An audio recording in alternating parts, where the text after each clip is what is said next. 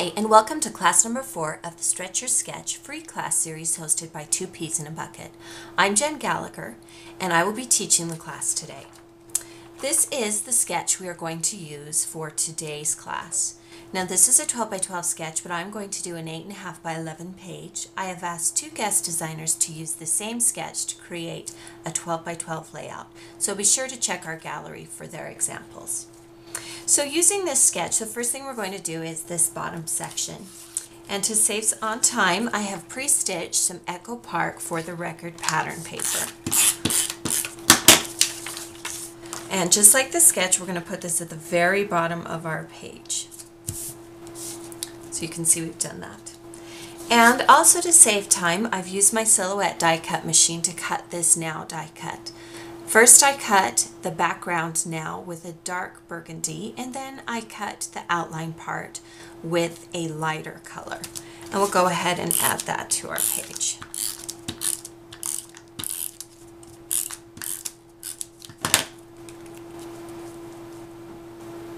We'll just center that at the bottom. Now I have, and you can't see it very well, but this is a Technique Tuesday stamp. We have a lot of Technique Tuesday stamps in the store right now. This is one by Ellie Edwards, and it says, "You make my world that much brighter, thank you." And we're just going to stamp this right at the top of the title.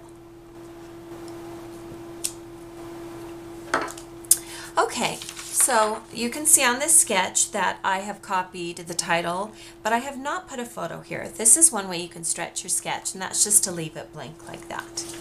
All right, for the top part of the layout, we're going to use a square of, looks like I have some hair stuck on there.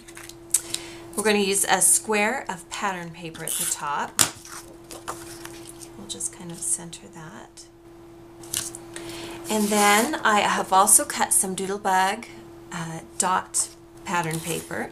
It's grid on one side and it is dot on the other, so you can use it however you like. That's one of the reasons why I like double-sided pattern paper.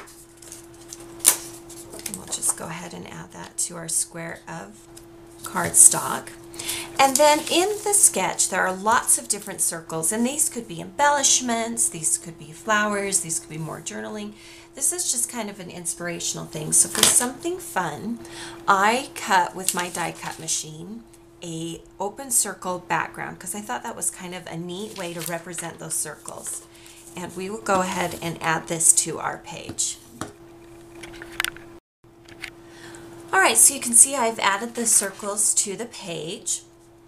And now what I'm going to do is I'm going to use this Elizabeth Park fabric canvas border sticker. This is by Little Yellow Bicycle, and it actually is sticky. You just have to peel off the back.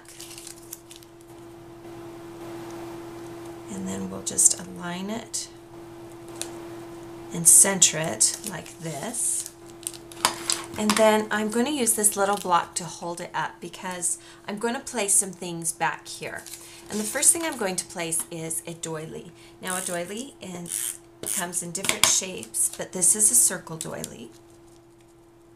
So this is representative of the circles at the top. I have pre-printed and cut out the journaling block for this, and I've pre-stitched around it. To do this, I first printed it on white printer paper, and then I mounted my cardstock right on top. So it looks like we need to pull it up just a little bit. Okay, now that we have that down, we can place this down, and just using a pair of scissors, just trim off the excess sticker.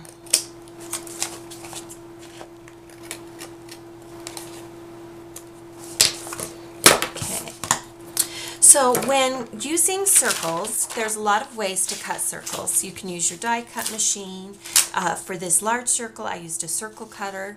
I also keep a bunch of different sizes of circles, and we have lots of circle punches in the store, and they have the measurements on them, and you can just start your collection. This is one of the things that I collect and keep a lot. You can also get the Spellbinder circle die cuts if you prefer that. So I've pre-punched circles from photos. I printed these out on my printer at home. You could also just print them on 4x6 photos and then use punches to punch them out. Once I punched out the circles, I punched a slightly larger circle from the same burgundy cardstock. We're going to place this one right here.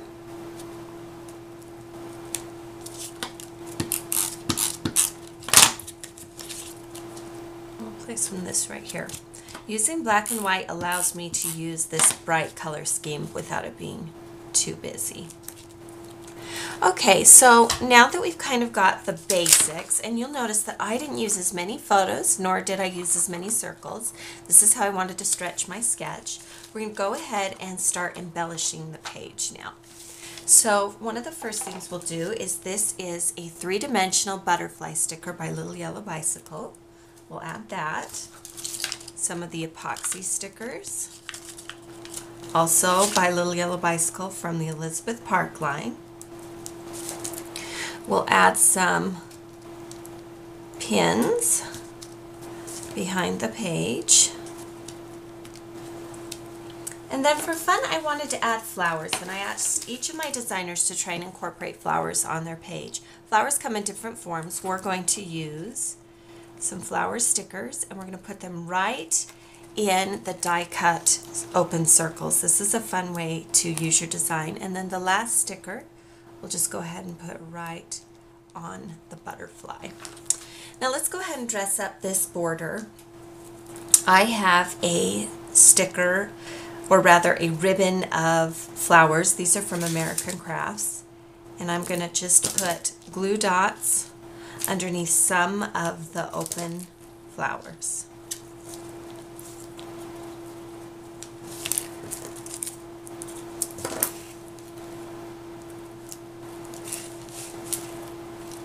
And then just reattach them on the back. And trim off the excess.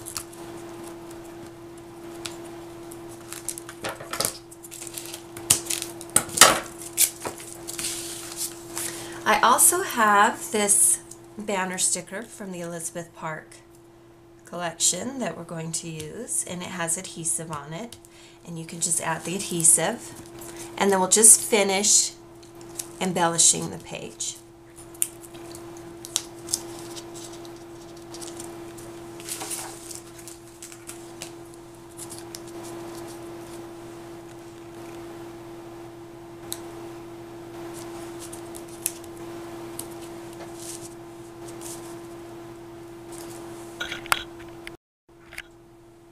Alright, now that we've finished embellishing the page, let's look at the sketch again. I have the title at the bottom. I have circles at the top. Now you can stretch your sketch in lots of different ways. For a downloadable PDF, be sure to visit 2peasinabucket.com in our free monthly classes section.